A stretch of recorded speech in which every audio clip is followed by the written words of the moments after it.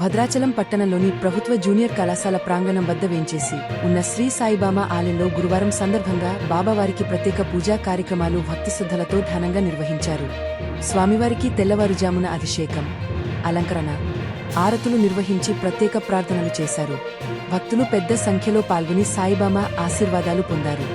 పూజా కార్యక్రమం అనంతరం భక్తులు అధిక సంఖ్యలో పాల్గొని తీర్థప్రసాదాలను స్వీకరించారు.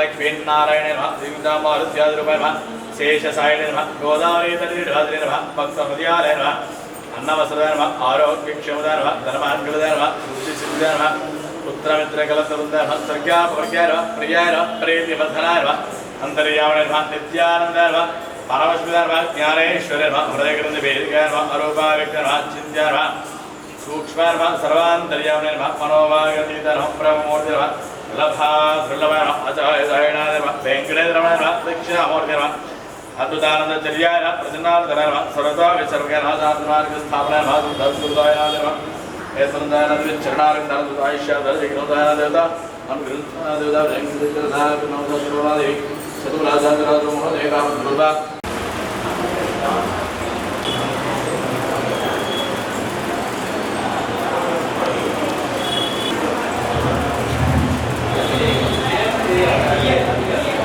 సాయి శ్రీ సాయి జయ జయ సాయి మన భద్రాచల షిరిడి సాయిబాబా వారి మందిరంలో ఈరోజు గురువారాన్ని పురస్కరించుకుంది. శ్రీ బాబావారి భక్తులంతా కూడా ఉదయం 5 గంటల 15 నిమిషాల నుంచి కాకడాహారంతో శ్రీ స్వామివారిని మేలుకోవడం జరిగింది. అలాగే ఈరోజు పౌర్ణమి సందర్భంగా శ్రీ బాబావారిని అలాగే స్వామివారి మందిరంలో ఉన్న అనగాదేవి దత్తాత్రేయ స్వామివారికి అలాగే గణపతికి కూడా ప్రత్యేక పంచామృత జయంతికాలు నిర్వహించబడ్డాయి.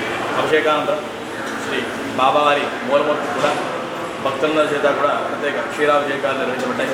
అభిషేకానంతరం ఈరోజు గురువారాన్ని పురస్కరించుకుని శ్రీ బాబావారిని వస్త్రాలతో అలాగే స్వర్ణాభరణాలతో కూడా మనం అలంకరించుకోవడం జరుగుతుంది.